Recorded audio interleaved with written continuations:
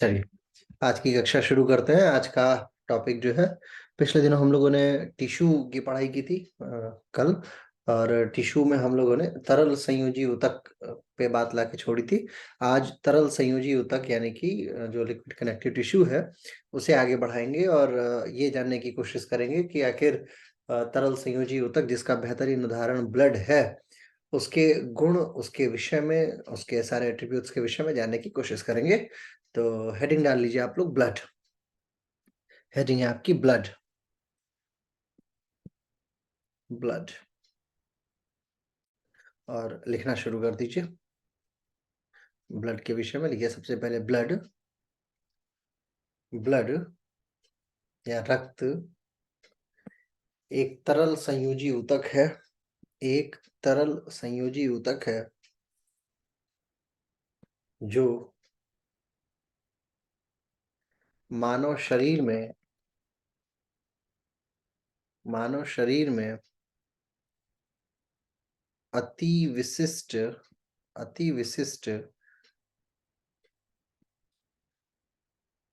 कार्य पूर्ण करता है। अति विशिष्ट कार्यों को पूर्ण करता है। रक्त विज्ञान के अध्ययन को हीमेटोलॉजी कहा जाता है। हीमेटोलॉजी की स्पेलिंग होगी HAEMATOLOGY। हीमेटोलॉजी कहा जाता है। सामान्यतया रक्त मानव शरीर के वजन का 8% होता है। 8% होता है। 8% होता है। रक्त का पीएच 7.3 से लेके 7.4 तक होता है। पीएच का मतलब होता है जो किसी भी लिक्विड को अम्लीय, एसिडिक या क्षारीय सिद्ध कराए।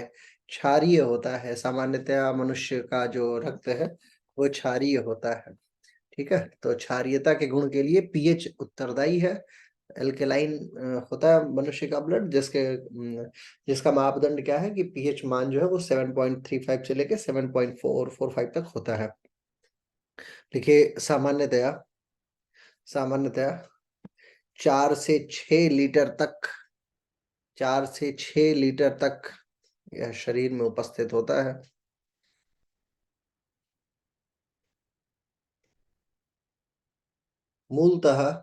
मूलतः ये दो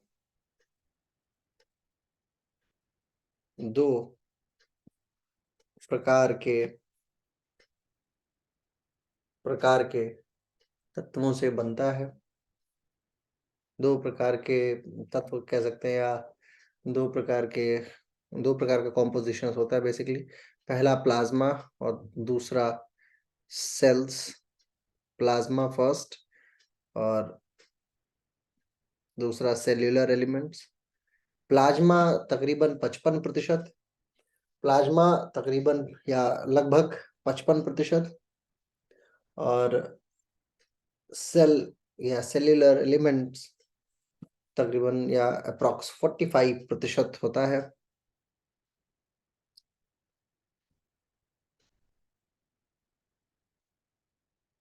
इन इन सेल्यूलर एलिमेंट्स में या कोशिकीय तत्वों में, कोशिकीय विभागों में 3 कोशिकाएं प्रमुख रूप से पाई जाती हैं। 3 प्रकार की कोशिकाएं पाई जाती हैं।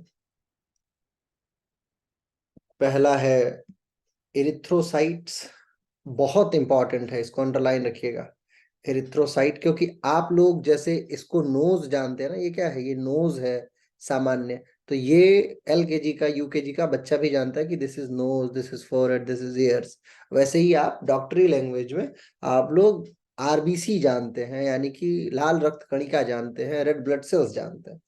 जबकि इसका पढ़ा लिखा नाम क्या होता है, यानी कि थोड़ा सा एडवांस स्टडी जब आप करेंगे, हर जगह हर ब्लड रिपोर्ट्स में आरबीसी लिख के नहीं आता, ये लिख के आता है एरिथ्रोसाइट्स।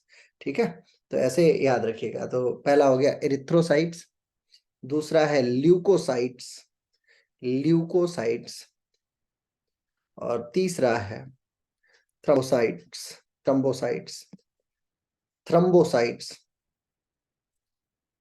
थ्रोम्बोसाइट की स्पेलिंग है THROMBOCYTES, थ्रोम्बोसाइट्स। और जो ल्यूकोसाइट था उसका उसका है WBC। ल्यूकोसाइट की स्पेलिंग होती है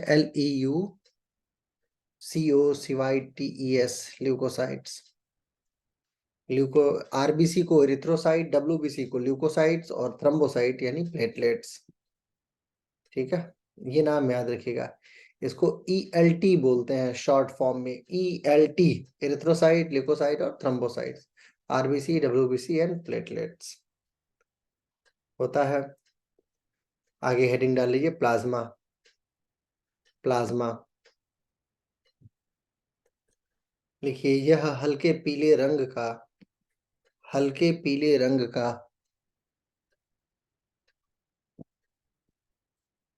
चिपचिपा क्षारीय यानी एल्कलाइन लिक्विड होता है।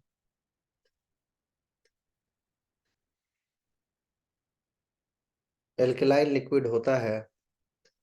इसमें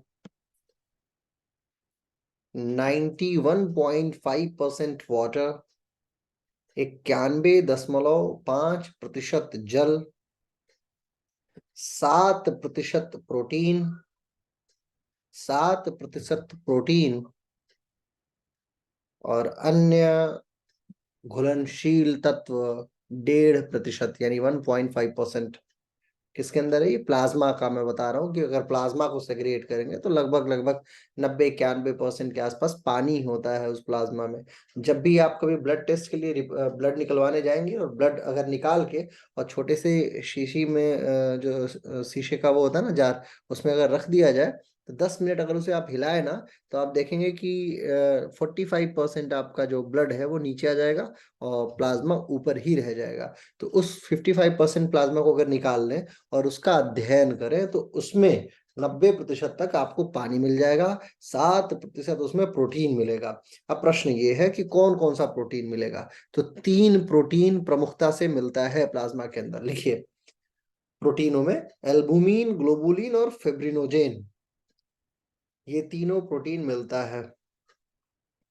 एल्बुमिन, ग्लोबुलिन और फिब्रिनोजेन। अब बतौर योग अध्यापक बहुत इंपॉर्टेंट आपके लिए ये है, इन लाइनों को याद रखना। जब भी आप रिपोर्ट एनालिसिस करेंगे तो आपको यही सारे तत्वों को सजा के लिख के दे दिया जाएगा। ठीक है, जब भी आप पैथोलॉजिस्ट से बोलेंगे कि आप ब्लड टेस्ट, या अपने क्लाइंट से बोलेंगे कि आप मुझे ब्लड रिपोर्ट दे दो, तो वो, या रिपोर्ट दे दो, तो सबसे पहले और बेसिक रिपोर्ट जो होती है वो ब्लड टेस्ट ही होती है। किसी भी बड़े से बड़े रोग को अगर आप शुरू करेंगे तो जो बेसिक स्टार्टिंग पॉइंट है वो माना जाता है खून, खून की परिस्थिति। और योग अध्यापक के लिए सबसे जरूरी जो क्षेत्र है वो है खून, क्योंकि आपका लगभग लगभग आसनों से भी बड़ा हिस्सा जो है प्राणायाम का, वो डिपेंड करता है आप ऑक्सीजन इनटेक और एक्सेल पे, है ना। जितना आप सांस लेते हैं सारा का सारा ऑक्सीजन इनटेक पे, इनहेल एक्सेल चल रहा है प्राणायाम के द्वारा। और ये पूरी पूरी सांस जो है सीधे तौर पे प्रभाव डालती है किसके ऊपर? आपके ब्लड के ऊपर। तो ब्लड का अध्ययन आपके लिए नितांत आवश्यक है, और इसे याद रखना भी बहुत जरूरी है। हमेशा याद रखिए कि जैसे किसी का, मान लीजिए आप देखेंगे कई बार कुछ रोगों में लाल रक्त कणिकाएं घट जाती हैं, बहुत कम हो जाती हैं, कुछ में बहुत बढ़ जाती हैं, आरबीसी बढ़ती चली जा रही है, कुछ में WBC घट जा रही है, WBC कुछ में बढ़ जा रही है। तो जब आप इनका अध्ययन करेंगे तो आपको पता चलेगा कि आखिर इसे कहते क्या है। अब एल्बुमिन, ग्लोबुलिन, फिब्रिनोजेन, ये तीनों जो है प्रोटीन है। इन प्रोटीन का अध्ययन आपको मायने रखता है कि फाइब्रिनोजेन का क्या कार्य है। ब्लड को क्लॉट कराने में फिब्रिनोजेन का बहुत बड़ा योगदान होता है, लेकिन ब्लड को क्लॉट कराने में एक और चीज है जिसका योगदान है। किस चीज का होता है ब्लड क्लॉटिंग में सबसे महत्वपूर्ण योगदान? के, हाँ, विटामिन के जो है वो बहुत इंपॉर्टेंट रोल प्ले करता है। तो आपको जब आप अध्ययन करेंगे आपको ये पता चल जाएगा। अब जैसे आज आप पहली बार ग्लोबुलिन जान रहे हैं, किन खाद्य पदार्थों में ग्लोबुलिन की उचित मात्रा मिलती है, या ग्लोबुलिन को उत्पन्न करने के लिए कौन से कारक उत्तरदायी हैं, what is globulin, how to improve globulin, है ना, और क्या इसका सेगमेंटेशन रेट है, तमाम चीजें होती हैं इसमें। तो आप इसको जब जानेंगे, अध्ययन करेंगे, तो आपको पता चलेगा। और आपको आज ये तो पता चल गया कि ये तीनों चीजें प्लाज्मा में भी पाई जाती हैं। अन्य में पाई जाती है वो एक अलग बात है, लेकिन प्लाज्मा में भी होता है। तो हमें, आपने देखा था दिल्ली में एक कोरोना जब हुआ था, तो गवर्नमेंट ऑफ दिल्ली ने, केजरीवाल सरकार ने एक स्कीम लागू की थी जिसमें प्लाज्मा ट्रांसप्लांटेशन की बात शुरू की गई थी। प्लाज्मा को ट्रांसप्लांट कर दिया जाता था। यहाँ क्या करते थे, अगर कोरोना से बचना है, क्योंकि दिल्ली में बेतहाशा मौतें होती जा रही थी, तो जो स्वस्थ व्यक्ति है उसके खून को निकाला जाता था और उसके स्वस्थ प्लाज्मा को निकाला जाता था, और उस प्लाज्मा को डाल दिया जाता था उस व्यक्ति के अंदर, और फिर उस प्लाज्मा से व्यक्ति ठीक हुआ करता था। उसको प्लाज्मा थेरेपी बोलते हैं। तो प्लाज्मा थेरेपी भी बड़ा इंपॉर्टेंट रोल प्ले करती है, हालांकि बाद में उसको बंद कर दिया गया था। ठीक है। तो कहने का मतलब ये है कि प्लाज्मा भी आपके शरीर का बहुत महत्वपूर्ण हिस्सा है। और आपको पता है कि प्लाज्मा का महत्वपूर्ण हिस्सा कौन है? जल है। तो जल इज अगेन इंपॉर्टेंट। ठीक है। अब बात ये आती है कि आप किस परिस्थिति में हैं। मान लीजिए एक व्यक्ति, मैं एक बार अररिया डिस्ट्रिक्ट गया था एक एग्जाम देने के लिए, बिहार के सुपौल अररिया, ठीक है, बिल्कुल नॉर्थ में। जब मैं वहां पहुंचा तो जिस होटल में मैंने कमरा लिया था, तो उस होटल का जो वॉशरूम था वो पूरी तरीके से, उसकी जो टाइल्स थी वो सफेद रंग की टाइल्स लगी थी पहले, लेकिन वो लाल हो चुकी थी, और आसपास की दीवार भी लाल थी। तो मैंने बड़ा मैं क्यूरियस हुआ, मुझे लगा कि हो सकता है कि ये कमरा जो है वो उचित ना हो, तो दूसरे कमरे में, तो बोला नहीं नहीं सर, यहाँ पे सारे कमरों में यही परिस्थिति होती है। मैं बड़ा क्यूरियस हुआ कि देखा जाए आखिर ऐसा क्या है। वहां के पानी के अंदर निकलने वाले तत्व इस तरीके के होते हैं कि जो सामान्यतः टाइल्स को या किसी भी अन्य चिकनी फर्श को लाल करने की क्षमता रखते हैं। नागपुर भी मैं गया हूँ, रायपुर भी गया हूँ, पुरी भी गया हूँ, तमिलनाडु के कई सारे शहरों में मैंने यात्रा की है, गुजरात के कई शहरों में यात्रा की है। हर जगह के पानी में व्यापक अंतर पाया जाता है। और जब व्यक्ति माइग्रेट होके किसी स्थान से किसी स्थान पे जाता है, जैसे मान लीजिए एक व्यक्ति, जैसे मान लीजिए मैं मूलतः बनारस का हूँ और मुझे आके नोएडा निवास करना पड़ रहा है, तो जब मैं बनारस से ट्रांजिट होके नोएडा आऊंगा, तो मुझे यहाँ के पानी में डिफरेंस समझ में आएगा, और इंस्टेंट मेरी बॉडी भी उसे स्वीकार नहीं करेगी। तो मैं किसी ना किसी रोग के कारण से ग्रसित होऊंगा, और तमाम डॉक्टर्स तमाम अपनी पूरी योग्यताओं को संपादित कर लेंगे, परंतु रोग के मूलभूत कारणों को नहीं जान पाएंगे। अतः रोग के मूलभूत कारणों के लिए पानी का भी बहुत बड़ा योगदान होता है, जो सीधे तौर पे प्लाज्मा से संबंधित है, और प्लाज्मा खुद 90% पानी ही पानी। ठीक है। तो जब भी आप इन चीजों को समझें, तो पानी की अपनी उपयोगिता है, इस बात का ध्यान रखिए। और योग टीचर होने के नाते ये आपकी जिम्मेदारी है कि आप पहले पंच तत्वों से ही इलाज शुरू कीजिए। पंच तत्व कौन कौन से? छित, जल, पावक, गगन और समीर। ठीक है। हवा कैसी है उस स्थान की। अब दिल्ली में आके अगर आप किसी को ब्रोंकाइटिस ठीक करने के लिए जाइएगा, तो आपको सामान्य सिद्धांतों के पार काम करना पड़ेगा, क्योंकि ये गैस चैम्बर है, यहाँ बिल्कुल 800 क्वालिटी पे हवा पहुंच जाती है, जबकि सामान्यतः कितनी चाहिए? 20-25 एयर इंडेक्स चाहिए, एक्यूआई लेवल जो होता है, और यहाँ 800 है, 700 है। दिवाली वाले दिन तो कम हो गई थी बहुत ज्यादा। पहले एक एक दिन ऐसा है जहाँ 500-500 600-600 पहुंच जाता है AQI। तो कहने का मतलब ये है कि आपको क्या करना। अब यहाँ जाहिर सी बात है, गैस के बीच में दुनिया रह रही है यहाँ की दिल्ली की जनता, तो वो सांस भी ऐसी लेगी, ब्रोंकाइटिस भी उनको जल्दी होगा। अब मान लीजिए मैं योगा टीचर हूँ, और मैंने बहुत सारे हजारों छात्रों को पढ़ाया, और मेरी उम्र 40 साल होते होते मैं खुद ही ब्रोंकाइटिस से लगूं खांसने, तो आप बोलेंगे कैसे योगा टीचर हो सर? अरे मैं रह कहाँ रहा हूँ ये भी तो जरूरी है, कर क्या रहा हूँ ये भी तो जरूरी है। चाहे मैं लाख योगा करूं, लेकिन मैं रह रहा हूँ ऐसी जगह पे जहां पे बिल्कुल स्थिति परिस्थिति खराब है ना। तो हवा, आप जब भी टीचिंग करने जाएं, जब भी किसी को हील करने जाए, थेरेपी देने जाए, तो हवा बहुत जरूरी है। फिर आप ये चेक करें आकाश तत्व उसका कैसा है। कभी मैं इन पंच तत्वों पे एक लेक्चर लूंगा, मैं आपको बताऊंगा कैसे हील करते हैं। एज ऑफ नाउ आप सिर्फ जल की उपयोगिता को समझिए, क्योंकि वो प्लाज्मा में बहुत मूल रूप से उपस्थित होता है।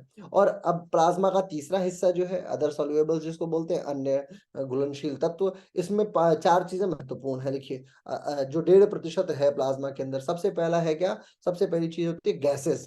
प्लाज्मा के जो 1.5% हिस्से में पहला हिस्सा है गैस, दूसरा हिस्सा है न्यूट्रिएंट्स, न्यूट्रिएंट्स, न्यूट्रिएंट्स, तीसरा हिस्सा है इलेक्ट्रोलाइट्स, इलेक्ट्रोलाइट,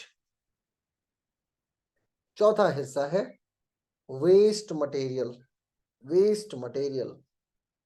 यही वेस्ट मटेरियल एकत्रित होते होते होते होते पेशाब बनता है। ठीक है। Waste material. ब्लड बार बार छनता है तभी तो किडनी से पेशाब बनता है। तो जाहिर सी मान ली कोई एक व्यक्ति है जो बार बार शराब पी रहा है, तो अल्कोहलिक होने के नाते उसके शरीर के ब्लड के प्लाज्मा के अंदर जो 1.5% हिस्सा है, उस 1.5% का लगभग 0.1% जो हिस्सा है वो बढ़ के लगभग 1% होने को हो जा रहा है। इस कारण से उसकी किडनी खराब हो रही है, उसका लिवर डैमेज हो रहा है। क्यों? क्योंकि वो अदर सॉल्युएबल जो 1.5% होना चाहिए था, ऑलरेडी आपने उसको 10%, 5% तक की हाइट पे बढ़ा रखा है। ठीक है? जो व्यक्ति आप देखिए, जो व्यक्ति अल्कोहलिक होता है वो बार बार यूरिन जाता है, बार बार उसको पेशाब आती है। क्यों? क्योंकि वो एक्सेस मात्रा में वाटर भी ले रहा है, वो शरीर में पानी कंजम्पशन ज्यादा हो जा रहा है। तो अब बात आती है कौन कौन सी गैसेज होती हैं प्लाज्मा के अंदर। तो ऑक्सीजन, कार्बन डाइऑक्साइड और नाइट्रोजन। ऑक्सीजन, ऑक्सीजन का शॉर्ट फॉर्म होता है O2, CO2 और N2। कुछ मात्रा में, बहुत ज्यादा नहीं होते लेकिन होती है। फिर न्यूट्रिएंट में क्या क्या होता है? एमिनो एसिड होता है, ग्लूकोज होता है, फैटी एसिड्स होते हैं इसी प्लाज्मा के अंदर। फिर इलेक्ट्रोलाइटिक आयंस में क्या क्या होता है? सोडियम, पोटेशियम, कैल्शियम, मैग्नीशियम, ये सब होता है। Sodium, potassium, calcium, magnesium. आपको पता है दिवाली वाले दिन एक परंपरा चलती आती है कि सूरन की सब्जी बनती है दिवाली वाले दिन। आपको पता है किसके किसके यहाँ सूरन, सूरन समझते हो? सूरन, यस सर। हाँ, मैं सूरन बनाती हूँ। दिवाली वाले दिन एक विशिष्ट प्रकार, ओल जिसको सर दिवाली वाले दिन नहीं, ओल बोलते हैं या कुछ अलग अलग बोलते हैं। उससे एक दिन पहले सर। हाँ, एक दिन पहले या दिवाली वाले दिन, जो भी मतलब उसी के आसपास बनता है। ओल जो है वो बेसिकली ठंड में पचाया जा सकता है, बहुत इजीली, गर्म प्रवृत्ति का वो होता है। और हमारे ऋषियों ने इस तरीके की परंपरा बनाई है। अगर एक दिन सिर्फ आप ओल की सब्जी खा लें तो इतनी मात्रा में फास्फोरस आपको मिल जाएगा कि पूरे वर्ष फास्फोरस की जितनी नीड होगी वो आप उसी एक दिन के ओल से पूरा कर सकते हैं। और वो किसकी नीड है? वो है प्लाज्मा की नीड। ठीक है? तो इस जो भी चीजें हमारे यहाँ बनाई जाती हैं, जो भी चीजें बताई जाती हैं, उसका बहुत बड़ा योगदान है। हाँ, ऑलरेडी। तो गैसेस, वेस्ट प्रोडक्ट में क्या होता है? वेस्ट आपको पता ही है, यूरिक एसिड जो हो गया, यूरिया हो गया, अमोनिया हो गया और क्रिटेनिन। ये अगेन, ये चारों पांचों चीजें, एक भी लाइन इसमें बेकार नहीं है जो मैं आपको बता रहा हूँ। मतलब ये आपको ब्लड रिपोर्ट्स में देखने को मिल जाएगा। क्रिटेनिन रिपोर्ट्स आती हैं बहुत तेजी से। जब भी आप किसी के किडनी प्रोफाइल को रीड करेंगे, किसी के ब्लड प्रोफाइल को रीड करेंगे, तो उसमें क्रिटेनिन का लेवल देखने को मिल जाता है। अतिशय मात्रा में हो रही है, इसका मतलब ये है कि वेस्ट प्रोडक्ट ज्यादा आ रहा है, ये बाहर जाना चाहिए। अल्दो क्रिटेनिन अपने आप में एक बहुत बड़ा लेंदी सिलेबस है। बट मीनवाइल आपको ये जानना है कि ये प्लाज्मा के 1.5% हिस्से का वेस्ट प्रोडक्ट है। अगेन मैं रिपीट करता हूँ, प्लाज्मा हो गया, प्लाज्मा के 3 महत्वपूर्ण हिस्से, जल, प्रोटीन और जो वे अदर सॉल्युएबल्स होते हैं। 3 चीजें। जल को, तो जल को आप बाखूबी जानते हैं, H2O, हाइड्रोजन और ऑक्सीजन का जो मेल है। प्रोटीन जो है वो एल्बुमिन, ग्लोबुलिन और फिब्रिनोजेन का है। एल्बुमिन, ग्लोबुलिन के विषय में हम अभी आगे पढ़ने वाले हैं। अदर सॉल्युएबल्स में आपकी गैसेस हो गए, न्यूट्रिएंट्स हो गए, इलेक्ट्रोलाइट आयन हो गया और वेस्ट प्रोडक्ट हो गया। तो ये सब मिला के बनता है हमारे शरीर के अंदर का प्लाज्मा। ठीक है? अब आगे लिखिए। प्लाज्मा के अंदर जल का कार्य, प्लाज्मा के अंदर जल का कार्य एब्जॉर्ब करना, चीजों को घुलाना, किसी को किसी तत्व को के ट्रांसपोर्टेशन में कार्य करना, और गर्मी, शरीर के उपापचय के दौरान जो तापमान है उसे न्यूट्रीफाई करना। शरीर के उपापचय, उपापचय का मतलब होता है मेटाबॉलिज्म। कोशिकाएं लगातार काम कर रही है ना। अब हमारे शरीर में अरबों कोशिकाएं हैं, अरबों कोशिकाएं हैं, तो वो अरबों काम कर रही हैं। अब सारी की सारी कोशिकाएं काम कर रही है, तो जाहिर सी बात है कि जहां भी कार्य होगा वहां हीट होती ही होती है। तो शरीर जो है उसको हमेशा मेंटेनेंस के लिए हमारे शरीर में अलग अलग प्रकार के हीटर सॉकर्स लगाए गए हैं, जो हीट को सॉक करते हैं, उसको उसको एब्जॉर्ब करते हैं, समाप्त करते हैं, जिसमें प्लाज्मा के अंदर उपस्थित जो पानी है उसका बहुत बड़ा योगदान होता है आपके शरीर के गर्मी को न्यूट्रीफाई करने का। लिहाजा बुखार वगैरह में पानी का एक अगेन बहुत महत्वपूर्ण रोल आ जाता है। और जब भी अगर आप गंदा पानी पियेंगे तो सबसे पहली जो चीज आपको प्रताड़ित करेगी वो अगेन पानी ही है। ठीक है? आगे लिखिए। एल्बुमिन का कार्य, एल्बुमिन प्रोटीन का कार्य ऑस्मोटिक बैलेंस बनाने में है। अगेन ऑस्मोटिक बैलेंस वही पानी से संबंधित बैलेंस, ऑस्मोटिक बैलेंस बनाने में होता है। ये सब प्रश्न किसी ना किसी परीक्षा में पूछा गया प्रश्न है जो मैं आपको बता रहा हूँ। बिल्कुल ये प्रश्न आता है थोड़ा बहुत घुमा के। आप लोग लाइन वाइज लिखिएगा। ठीक है?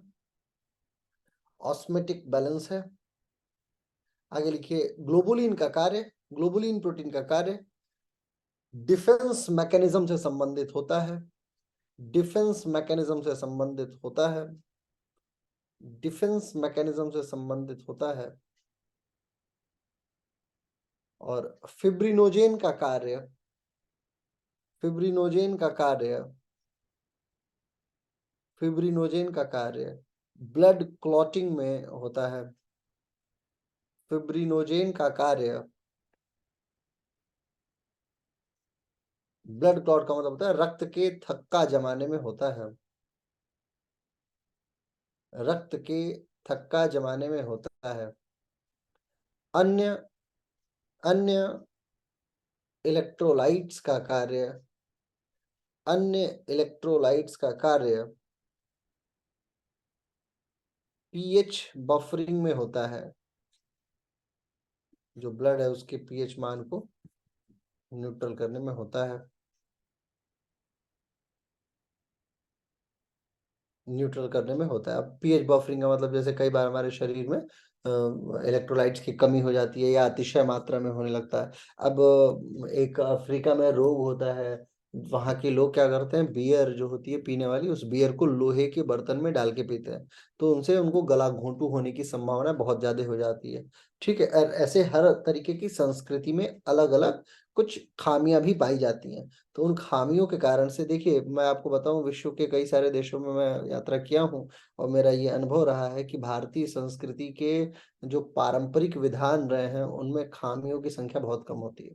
अन्य देशों की पारंपरिक विधाओं में खामियां देखने को मिल जाएगी, लेकिन जो भारतीय कंटेंट है, जैसे आपका इंडिया हुआ, श्रीलंका, इवन मलाया यानी मलेशिया, और जम्बू द्वीप जो है इंडोनेशिया, ये सब जो है, ये आसपास के जितने भी हैं, इनमें इनकी संस्कृति जो है जो भारत सिद्धांत से मैच करती है, इनमें कम खामियां हैं। लेकिन वही अगर आप पश्चिमी सभ्यताओं में चलते चले जाते हैं, आप अमेरिका, ब्राजील और अर्जेंटीना, और इधर आप नीचे चले आइए, पेरू वगैरह को देख लीजिए, या यूरोपियन कंटेंट में देख लीजिए, आयरलैंड वगैरह को, या आ जाइए आप अफ्रीकी कंटेंट में, तो आपको वहां पे बहुत सारी खामियां देखने को मिल मिल जाएंगी। जिसमें से एक खामी ये भी है कि आप कोई भी नशीला पदार्थ अगर लोहे के बर्तन में, हमारे यहाँ लोहे का बर्तन जानते हैं किस चीज के लिए प्रयोग में आता है? सबसे ज्यादा लोहे का बर्तन किस चीज में हम लोग यूज करते हैं? पालक की सब्जी बनाने में। हमारे यहाँ जब भी पालक की सब्जी, पालक का साग बनाना हो, तो लोहे की ही कढ़ाई उतारी जाती है विशेष। मैं बचपन से देखते आता हूँ, मेरी दादी जब भी पालक की सब्जी बनानी होती थी तो बोलती थी वो लोहे वाली काली वाली कढ़ाई लेके आओ। और मैं बोलता था कि नहीं, मतलब मुझे याद है ये बात कि हमारे यहाँ जो एल्यूमिनियम की जो वो होती है ना, वो बिल्कुल चमकती थी, वो सफेद होती थी धुल के, तो बोले, नहीं इस वाले में बनाओ, काली वाली गंदी दिखती है। तो दादी, नहीं नहीं, काली वाली में बनती है पालक, ये नहीं पता कि क्यों बनती है, लेकिन ये कहते थे कि काली वाली में बनती है, क्योंकि काली वाली का मतलब है उसमें आयरन का गुण ज्यादा मिल जाएगा। किसी भी व्यक्ति को जिसको आयरन की कमी है ना, तो उसके लिए बेस्ट ऑप्शन ये है कि वो पालक खाए और लोहे की कढ़ाई में बना के खाए। फिर देखिए आयरन की ऐसी कमी पूरी होगी कि फिर जीवन में आयरन कभी कम नहीं होगा। तो ये पीएच बफरिंग वगैरह भी इसी के तहत आता है। ठीक है, अब आगे लिखिए, अगली हेडिंग डाल लीजिए, अगली हेडिंग डाल लीजिए, आरबीसीज, आरबीसीज। लिखिए, लाल रक्त कणिकाएं, लाल रक्त कणिकाएं एरिथ्रोसाइट नाम से भी जानी जाती हैं,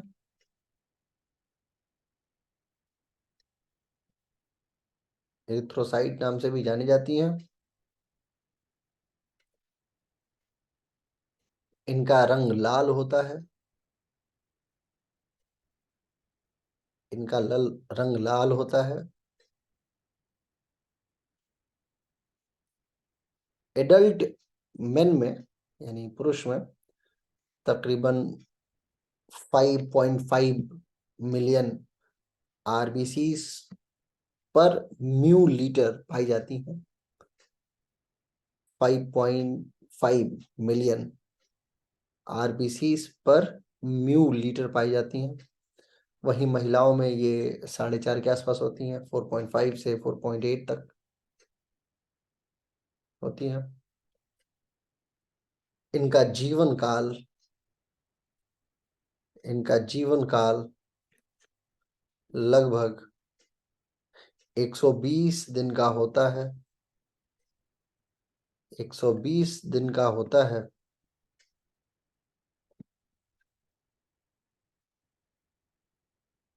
एक सौ बीस दिन का होता है। इसमें इसमें हीमोग्लोबिन नाम का एक तत्व पाया जाता है। हीमोग्लोबिन नाम का एक तत्व पाया जाता है।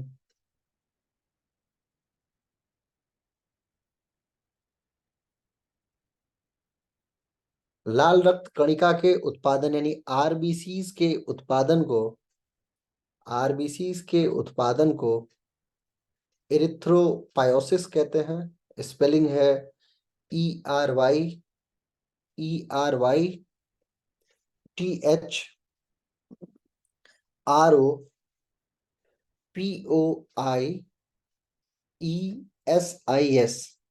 इरिथ्रोपायोसिस कहते हैं। लाल रक्त कणिकाएं लाल रक्त कणिकाएं बोन मैरो में बनती हैं, माने अस्थि मज्जा में बनती है, जो शरीर के लंबे हड्डियों में होती है। जो बोन मैरो है वो लॉन्ग बोन्स में होती है। लॉन्ग बोन्स में आपकी फीमर हो गई, ठीक है, आपकी क्या कहते हैं रिब्स जो होती हैं वहां पे भी बहुत थोड़ा सा वहां भी पाया जाता है। और छाती की जो हड्डी होती है ब्रेस्ट बोन के आसपास भी पाया जाता है, तो इनमें मूल तौर पे बनती है। लेकिन सबसे ज्यादा जो है वो थाइज में बनती है। ठीक है। और देखिए, और कोशिका इसके मृत्यु के उपरांत, लाल रक्त कणिका के मृत्यु के उपरांत, माने 120 दिन बाद ये कोशिकाएं मर जाती है ना, 120 दिन का इनका कार्य होता है, तो मृत्यु के उपरांत ये लिवर और स्प्लीन में समाप्त होती हैं। लिवर और स्प्लीन में समाप्त होती हैं। स्प्लीन को इसी कारण से कोशिकाओं का कब्रगाह भी कहा जाता है। लाल रक्त कणिकाएं वगैरह जो भी अधिकतर कोशिकाएं मरने के उपरांत स्प्लीन में जाती हैं। स्प्लीन को हिंदी में प्लीहा बोलते हैं। देखिए, लाल रक्त कणिका के बढ़ जाने को या इसके बढ़ जाने को, लाल रक्त कणिकाओं के बढ़ जाने को पॉलीसाइथीमिया बोलते हैं। पॉलीसिथीमिया बोलते हैं। POLYCYTHEMIA, पॉलीसेथीमिया बोलते हैं। और घट जाने को घट जाने को इरिथ्रोपिनिया बोलते हैं। इरिथ्रोपिनिया बोलते हैं।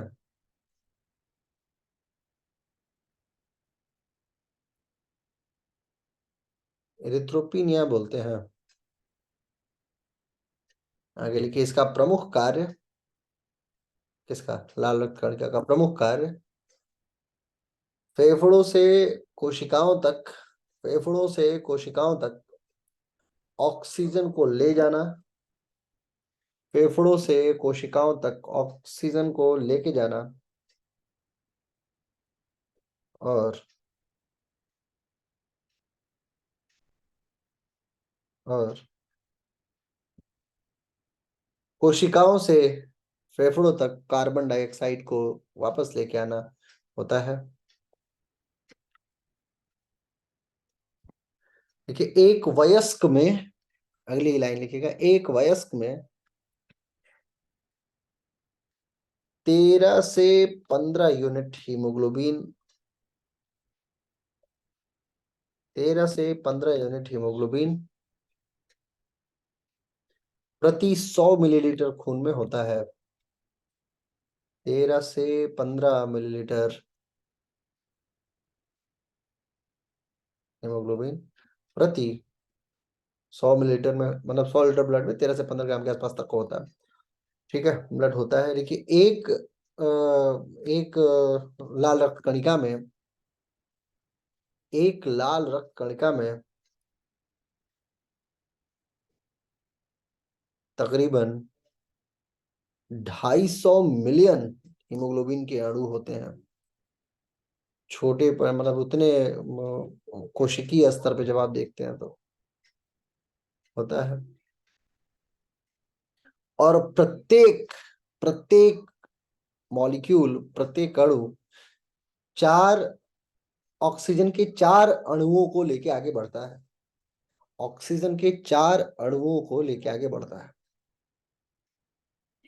अब एक बात आप समझ लीजिए, हीमोग्लोबिन हीमोग्लोबिन की अपनी महत्ता है। हीमोग्लोबिन जो है वो आपके शरीर में यदि कम है तो आप चाहे कितना भी प्राणायाम कीजिए, उसका असर समाप्त है, क्योंकि आप ऑक्सीजन ज्यादा भेज रहे हैं, ठीक है, लेकिन उसको लेके जाने वाला कोई नहीं है। ऐसे आप समझिए कि जैसे आप जो है वो आपके पास कई सारे ट्रक हैं और आपको किसी के दुकान पे 2,000 बोरे चीनी पहुंचाना है।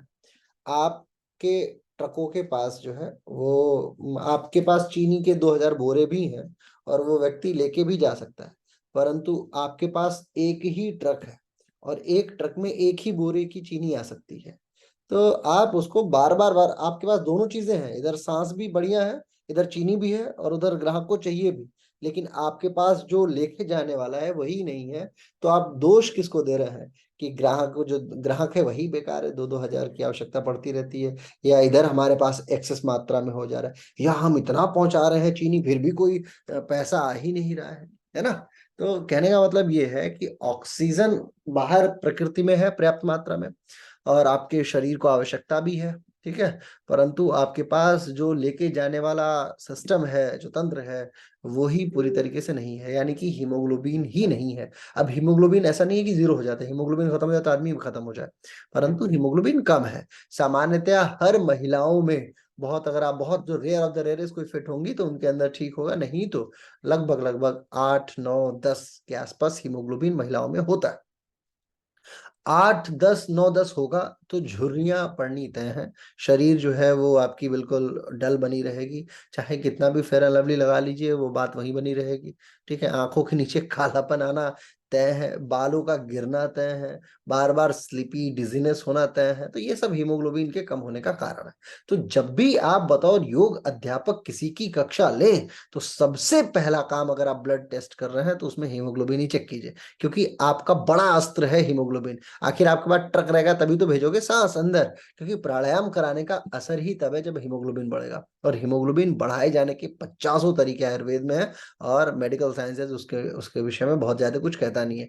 दवाइयों से हीमोग्लोबिन इंजेक्शन लगाई जाती है, आप ये बात प्रेगनेंसी में आप देखिए, जब हीमोग्लोबिन कम हो जाता है तो 4-4 हजार की इंजेक्शन आती है, 5-5 हजार की इंजेक्शन आती है, लगा के जबरदस्ती बढ़ाते हैं, क्योंकि अगर हीमोग्लोबिन कम होगा तो बच्चे पे नकारात्मक असर पड़ेगा। तो लिहाजा बच्चे को तब तक नहीं पैदा होने के लिए मतलब प्रवोक किया जाता है जब तक बहुत अच्छा हीमोग्लोबिन ना हो। और उसके लिए कई कई बार ऐसा होता है कि एक एक हीमोग्लोबिन की इंजेक्शन लगा दी जाए तो फिर 2-3 दिन तक डिजीनेस बनी रहती है शरीर में। हम लोग जब प्रेगनेंसी योगा पढ़ाते हैं तो उसमें सबसे पहला टॉपिक यही कवर करते हैं कि कैसे महिला के अंदर हीमोग्लोबिन बढ़ाया जाए।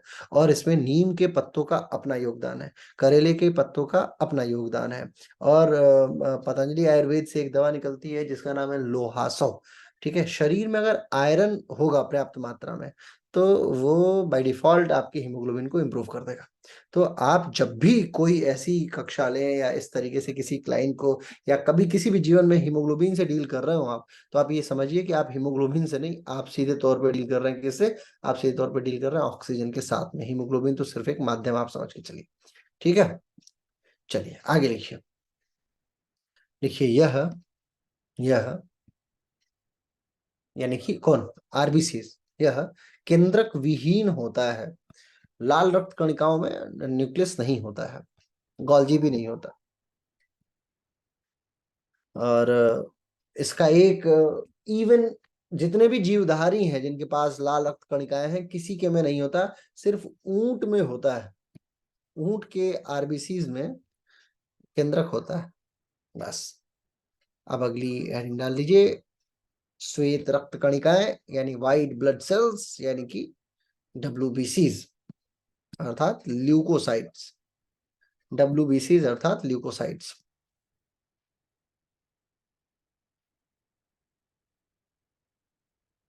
लिखिए, ये रंग विहीन रंग विहीन कणिका होती है, कणिका होती है। इसमें केंद्रक होता है, हीमोग्लोबिन नहीं होता है।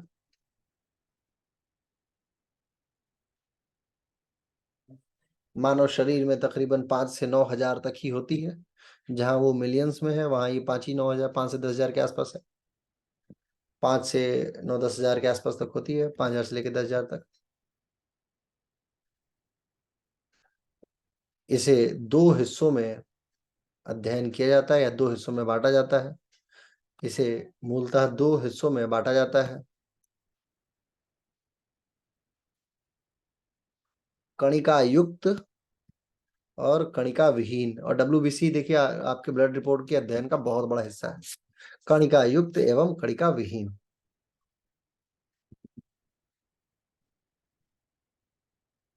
कणिका युक्त में कणिका युक्त में कणिका यानी कणिकाओं को अगर अंग्रेजी में लिखेंगे तो ग्रैन्युलर बोला जाता है, ग्रैन्युलर।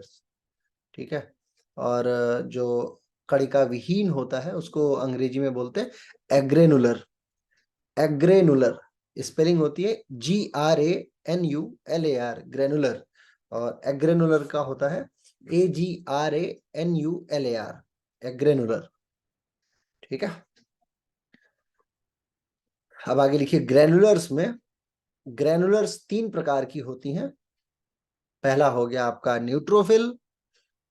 न्यूट्रोफिल तकरीबन 62% के आसपास, 62% न्यूट्रोफिल।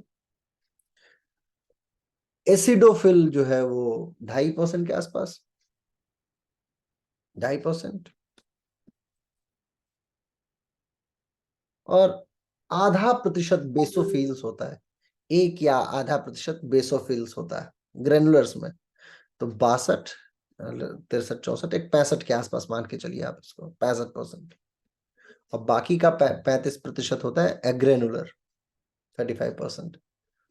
ठीक है। न्यूट्रोफिल, एसिडोफिल और बेसोफिल्स, अभी बताऊंगा इन तीनों का कार्य क्या है, अभी आप लिख लीजिए। और एग्रेनुलर में लिखिए, इसका दो प्रकार होता है, लिम्फोसाइट और मोनोसाइट। लिम्फोसाइट और मोनोसाइट। लिम्फोसाइट तकरीबन 30% और मोनोसाइट 5-5.5% के आसपास। अब ये बड़े बड़े नाम आ गए आपके सामने आपको परेशान करने के लिए, लेकिन परेशान नहीं होना। ये फिल का मतलब होता है कोशिकाएं, न्यूट्रोफिल, बेसोफिल, इन सब के चक्कर में परेशान मत होइए, बहुत इनका जरूरी कार्य होता है, वो आपको जानना है। अब न्यूट्रोफिल का सबसे महत्वपूर्ण काम क्या है? इसका काम है बैक्टीरिया को समाप्त करना, खा के। ठीक है, बैक्टीरिया को समाप्त करना इसका सबसे महत्वपूर्ण कार्य है न्यूट्रोफिल का। इस प्रक्रिया को फैगोस्टेसिस बोलते हैं। आप नहीं भी लिखेंगे तो कोई बात नहीं है, परंतु ये याद रखिए कि इस जो न्यूट्रोफिल्स है उसका प्रमुख कार्य क्या है? बैक्टीरियाओं को समाप्त कर जाना, खा जाना। ठीक है।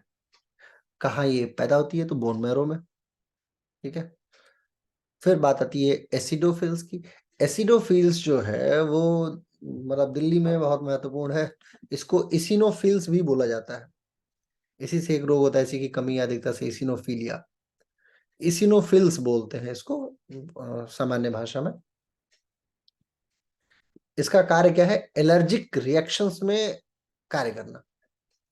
एलर्जिक रिएक्शंस में कार्य करना। अब अगर आप जैसे थोड़ा बहुत जानने होते तो मैं आपको बताता, हिस्टामिन एक प्रोटीन होता है, हिस्टामिन के साथ कार्य करती है ये। अगर हिस्टामिन कम है ना तो, लेकिन आप इतना डीप मत जाइए, आप बस इतना याद रखिए कि इसका एलर्जिक रिएक्शंस में बहुत योगदान है। जैसे एलर्जी किसी को होती है, लोग छींकना शुरू करते हैं, आक्षी आक्षी जोरदार। किसी को धूप की एलर्जी है, किसी को डस्ट की एलर्जी है, किसी को किसी चीज की एलर्जी है ना। तो अलग अलग एलर्जीज होती हैं, उसमें इसिनोफिल्स का यानी एसिडोफिल्स का बहुत बड़ा रोल होता है। अब बात आती है बेसोफिल्स का। देखिए बेसोफिल्स का प्रमुख कार्य, बेसोफिल्स का प्रमुख कार्य इन्फ्लामेटरी रिस्पॉन्सेज में होता है। इन्फ्लामेशन में, सूजनें जब होती है ना, सूजन कई प्रकार की होती है, अभी बताता हूँ इसके विषय में, लिख लीजिए पहले। इन्फ्लामेटरी रिस्पॉन्सेज में इसका प्रमुख कार्य होता है, यानी सूजन से संबंधित व्यवस्था क्रम में ये अति महत्वपूर्ण योगदान देती है। ये तीनों ही बोन मैरो में पैदा होती हैं।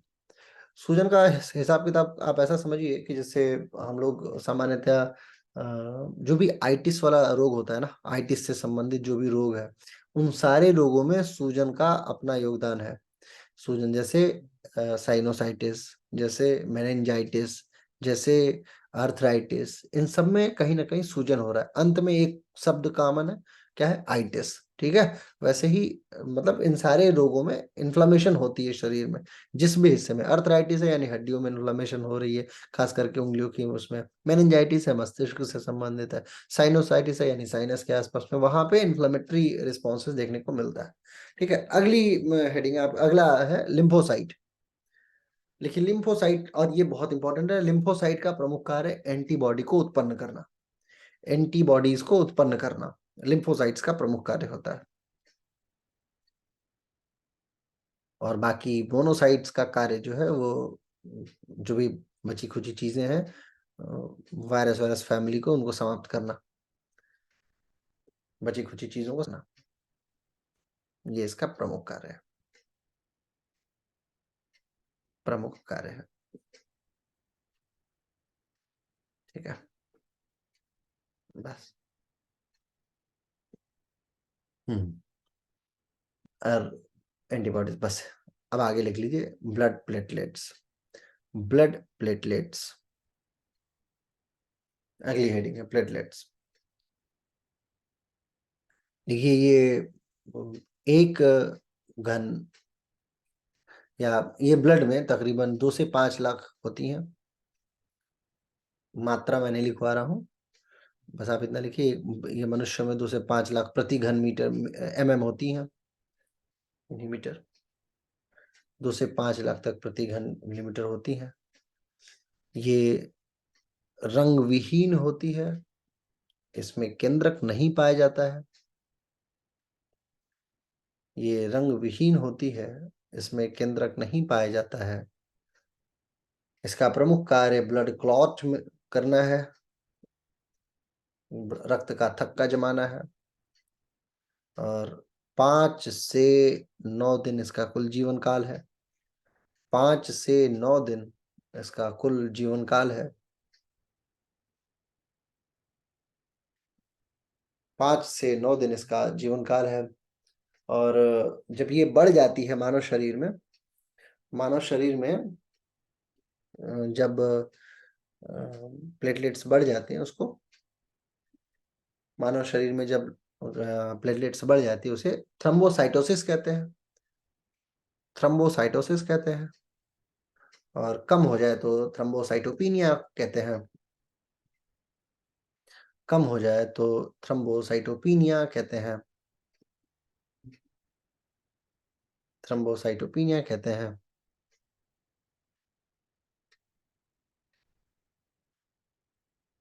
आगे लिखिए, functions of blood. Functions of blood, पहला कार्य है transportation, transportation of oxygen and carbon dioxide, माने एक को ले जाना, एक को वापस लेके आना। टेम्परेचर मैनेजमेंट, और उत्सर्जी कार्य होता है, यानी एक्सक्रीटरी कार्य होता है, जो भी वेस्ट मटेरियल है उसे बाहर ले जाना।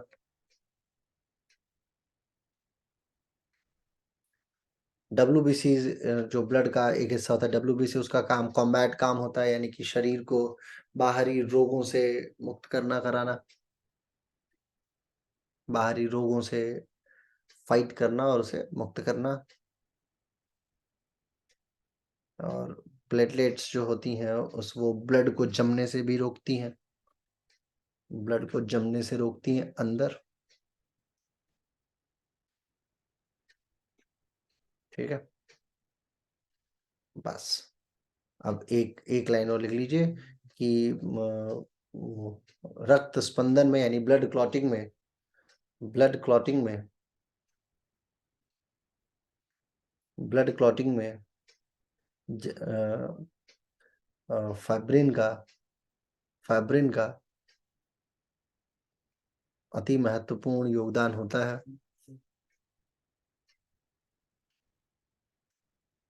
अति महत्वपूर्ण योगदान होता है। देखिए, रक्त का थक्का, यानी ब्लड का थक्का बनना एक लंबी प्रक्रिया है। जैसे ही ब्लड हवा के संपर्क में आता है, ये बहुत इंपॉर्टेंट लाइनें हैं, जैसे ही ब्लड हवा के संपर्क में आता है, हवा के संपर्क में आता है, तो ब्लड में उपस्थित थ्रम्बोसाइट टूट जाता है। ब्लड में थ्रम्बोसाइट नामक एक तत्व होता है जो टूट जाता है, और उससे एक रासायनिक पदार्थ निकलता है जो ब्लड के प्रोटीन से ही क्रिया कर लेता है। ब्लड में उपस्थित जो प्रोटीन है उसी से क्रिया कर लेता है और प्रोथ्रोम्बोप्लास्टिन नामक तत्व बनाता है। प्रोथ्रोम्बोप्लास्टिन नामक तत्व बन जाता है, यानी थ्रम्बोसाइट हवा के साथ मिला, टूटा, फिर प्रोथ्रोम्बोप्लास्टिन बना। यह कौन, प्रोथ्रोम्बोप्लास्टिन ब्लड के कैल्शियम से क्रिया करता है, फिर ब्लड के कैल्शियम से क्रिया करके थ्रम्बोप्लास्टिन बना लेता है, थ्रम्बोप्लास्टिन बना लेता है, थ्रम्बोप्लास्टिन बना लेता है। फिर ये थ्रम्बोप्लास्टिन रक्त के ही ट्रिप्टेज एंजाइम से क्रिया करता है, ट्रिप्टेज एंजाइम से क्रिया करता है। ब्लड के अंदर ही होता है, सब डीप है लेकिन आप लिख लीजिए बस। ब्लड का थक्का जमा दूं मैं, उसके बाद खून जो बह रहा है उसको रोक दिया जाएगा, ठीक है। अभी क्या खून बह रहा है ना, तो उसको रोकना जरूरी है। तो लिखिए, थ्रम्बोप्लास्टिन से क्या हुआ, प्रोथ्रम्बोप्लास्टिन से थ्रम्बोप्लास्टिन बना। थ्रम्बोप्लास्टिन जो है वो ट्रिप्टेज के साथ मिला और फिर क्रिया करके थ्रोम्बिन नामक एक पदार्थ थ्रोम्बिन नामक पदार्थ में बदलता है, थ्रोम्बिन नामक नए पदार्थ में बदल जाता है। ये थ्रोम्बिन ब्लड के फाइब्रिनोजेन प्रोटीन पर क्रिया करता है, ब्लड के अंदर जो फाइब्रिनोजेन होता है उस पर क्रिया करता है, और अब फिर एक नया तत्व बन जाता है जिसको फाइब्रिन बोलते हैं, फाइब्रिन बोलते हैं। फाइब्रिनोजेन पर क्रिया करता है और एक नए तत्व में वापस चेंज आता है जिसको फाइब्रिन बोलते हैं। फाइब्रिन बहुत बारीक तंतुओं का जाल बना देता है, फाइब्रिन बहुत बारीक तंतुओं का जाल बना देता है, बहुत बारीक जाल बना देता है, जिसमें जिसमें लाल रक्त कणिकाएं फंस जाती हैं और एक पिंड बन जाता है। लाल रक्त कणिकाएं फंस जाती हैं जिससे एक पिंड बन जाता है, इसे ही ब्लड क्लॉट कहते हैं, ब्लड क्लॉट कहते हैं। इसमें जो भी, जैसे फाइब्रिन, थ्रोम्बोप्लास्टिन, प्रोथ्रोम्बिन, जो भी वेस्ट रह जाता है, जो भी वेस्ट मटेरियल बचा वो पीला पीला दिखने लगता है, उसे हम सीरम बोलते हैं। जो भी पीला पदार्थ दिखने लगता है उसे सीरम बोलते हैं,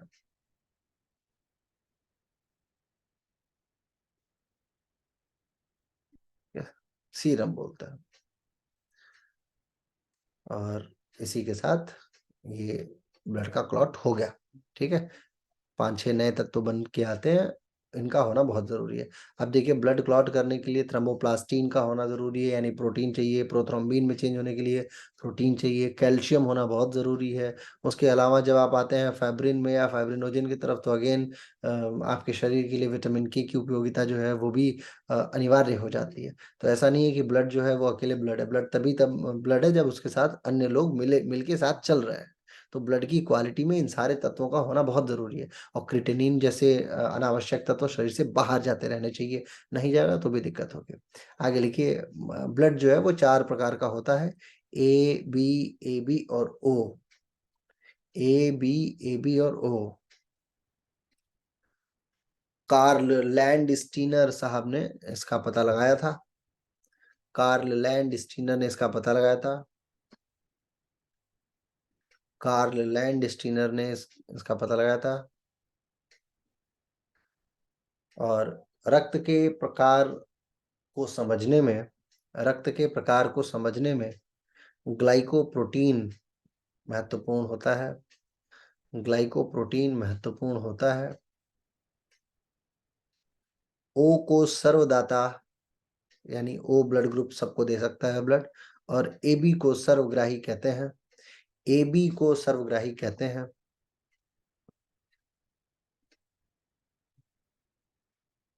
और इसी के साथ रक्त नामक अध्याय समाप्तम। ब्लड जो है वो इसी के साथ समाप्त होता है। एक सामान्य योग के अध्यापक को ब्लड के इन समस्त प्रकारों का अध्ययन करना चाहिए, क्योंकि बिना ब्लड पढ़े ना तो आप ल्यूकोसाइट, एरिथ्रोसाइट, मोनोसाइट्स, थ्रोम्बोसाइट्स, इन सब के विषय में, साइट का मतलब कोशिकाएं, इन सब के विषय में कुछ नहीं जान सकते। और एक बात याद रखिए, जब भी आप योग के किसी भी प्रारूप का प्रयोग शुरू करेंगे तो जो सबसे पहले प्रभाव में आएगा वो है ब्लड। जैसे आपको मैं 20 बार सूर्य नमस्कार करा दूं तो ब्लड तेजी से भागना शुरू कर देगा। अब तेजी से भाग रहा है तो हीट जनरेट हो रही है। देखिए हमारे साथ में ओझा जी बैठी हुई हैं, 108 बार सूर्य नमस्कार ये कर गई, ठीक है। इनकी उम्र बहुत ज्यादा है, मतलब हम आप लोगों में मुझे लगता है सीनियर मोस्ट है। सीनियर तो खैर मंगला आंटी भी है, लेकिन ज्योति जी की भी उम्र अच्छी है, ठीक है। तो 108 बार सूर्य नमस्कार हम लोग देहरादून में कार्यक्रम कर रहे थे और ये आराम से कर गई। क्यों? क्योंकि टेम्परामेंट, जब मस्तिष्क बड़ा कूल होके कार्य करता है तो रक्त का प्रवाह धीरे धीरे चल रहा होता है। वहीं आप बहुत जोश में आ जाएंगे, यस मैं 108 करूंगा, तो ऐसे व्यक्ति जल्दी थक जाते हैं। या व्यक्ति सोच कह रहे क्या 108 करना, एक ही दो में काम हो जाए, ऐसे तो शुरू करते ही थक जाते हैं। मेंटल, तो मेंटल एबिलिटीज का भी अपना योगदान होता है। जो लोग बड़े, आप किसी भी कलाकार को देखिएगा आपको लगेगा ये थोड़ा बहुत हिला हुआ है। जो आर्टिस्ट प्रवृत्ति के लोग होते हैं, जो बहुत अच्छी कला बना लेते हैं, अच्छे डांसर होते हैं, अच्छे गायकार होते हैं, या तो बहुत सीधा होगा, या तो उसका मस्तिष्क थोड़ा बहुत जो है अलग ही हिल रहा होगा, या उसकी आंखें किधर किधर देख रही होती हैं। मतलब वो बिल्कुल नॉर्मल व्यक्ति के जैसा नहीं होता जो भी आर्टिस्ट होता है। मस्तिष्क का ये बहुत खास गुण होता है, बहुत खास गुण। आप देखिए मुंबई के जितने आर्टिस्ट होते हैं, या तो वो शराब दारू में बहुत इंटरेस्ट रखते हैं, रात को देर, आप लोग पता नहीं रहे नहीं रहे हैं, हम लोग के खानदान से एक एक मतलब एक महिला है, मेरी मौसी की जो लड़की है, वो इस समय टीवी सीरियल्स में आती है। मुझे बड़ा इंटरेस्ट नहीं है सीरियल्स में, लेकिन वो आती है किसी सोनी वोनी चैनल पे कोई टीवी सीरियल में। तो मैं देखता हूँ उन लोगों की लाइफ स्टाइल कैसी है, क्या है, रात को 3 बजे तक जागना, और कुछ नहीं, जब घर पे आती हैं तो उनकी एक आदत है कि वो 2 बजे जाके अपार्टमेंट में नीचे घूम रही होती हैं, क्या कि मुझे अभी रात को नहीं सोना। सुबह 6-7 बजे नींद आएगी, वो जाएगी 12-1 बजे तक, उसके बाद फिर अपने कार्यों में संलिप्त होना। मतलब इस तरीके का एक जीवन शैली है। और मेरे को आप चाहे 6 बजे सुलाओ, भोर में सुबह 6 बजे सुलाओ, तो भी 7 बजे के बाद मेरे से सवाल ही नहीं है कि मैं बेड पे रह सकूं। मतलब वो ऑटोमेटिकली नींद का खुलना तय है। तो ये लाइफ स्टाइल का डिफरेंस होता है। कुछ आर्टिस्ट होते हैं जिनके साथ में ऐसा होता है कि जो अपने जीवन शैली को अलग तरीके से रखते हैं, इसमें ब्लड का अपना योगदान होता है। ठीक है, तो ब्लड को बतौर योग शिक्षक आप याद रखिए, बाकी परीक्षाओं के लिए तो ये महत्वपूर्ण है ना। चलिए बस, कुछ कोई प्रश्न है तो मेरे को बता दिए, नहीं तो आज की कक्षा को समाप्त करें। सर आपने आरबीसी बताया, उसमें 120 दिन का लाइक योग से क्या मतलब है उसमें? देखो ऐसा है ना, कोशिकाएं, अब ऐसा नहीं है कि एक ही बार में वो बनती है और एक ही बार में भर जाती है।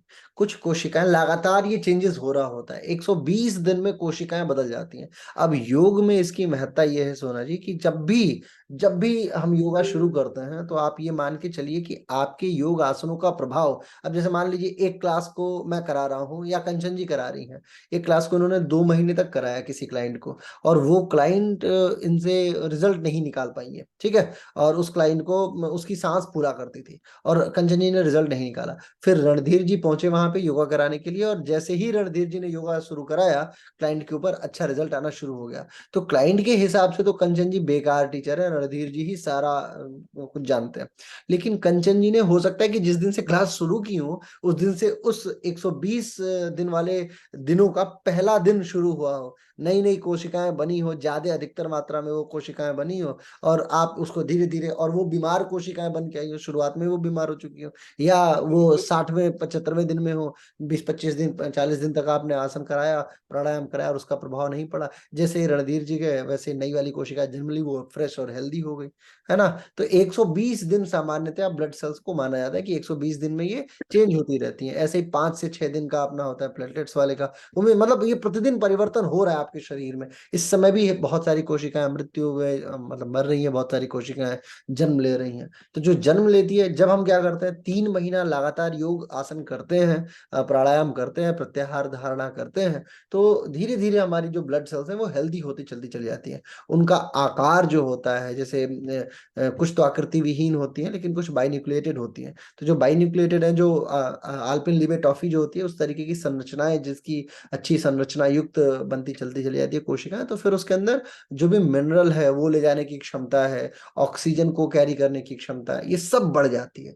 तो अच्छी कोशिकाएं, इसका सबसे बेहतर प्रमाण है कि अच्छी नींद का आना। दूसरा ये है झुर्रियां नहीं पड़ती हैं शरीर, चेहरे पे जो है वो स्किन जो है हमारी हमेशा टाइट रहती है, थकान नहीं होती है, एनर्जी बनी रहती है पूरे दिन में। जैसे आप देखो, सुबह से अगर मैं 10 क्लास भी ले रहा हूँ तो रात के 8 बजे अगर मैं बैठूंगा तो मेरे पास वही ऊर्जा बरकरार रहेगी सुबह वाली, जो सुबह मैंने 5 से 6 वाली थी। क्यों? क्योंकि ब्लड सेल्स को लगातार पोषण देते रह रहा हूं मैं। जब भी आवश्यकता पड़ रही है तो कभी चुकंदर का जूस है, कभी गाजर का जूस है, कभी पामाग्रेनेट है यानी अनार है, कभी कुछ ना कुछ ब्लड के लिए, अच्छे ब्लड के लेवल की चीजें जा रही हैं। मनुष्य को या योगा टीचर को अगर आप लंबे समय तक कार्य करना चाहते हैं और खुद का उदाहरण सेट करना चाहते हैं, तो सबसे महत्वपूर्ण चीज है वो है आपको आपके ब्लड का ध्यान रखना। अगर आप अपने ब्लड का ध्यान रखेंगे तो ब्लड पूरे शरीर का ध्यान रख लेगा, क्योंकि पूरे शरीर से सीधे तौर पे ब्लड संबंधित है। तो आपका सबसे महत्वपूर्ण कार्य है ब्लड का ध्यान रखना, और ब्लड के अंदर जितने भी प्रोटीन आपके ट्रांसपोर्टेट हो रहे हैं उन सबका ध्यान रखना। A B C D, B के खुद के 12-13 7-8 मेजर प्रोटीन होते हैं, तो उनका विशेष ध्यान रखना। बी कॉम्प्लेक्स जिसको बोलते हैं। ठीक है, चलिए आज की कक्षा आप यही समाप्त करते हैं। कैसे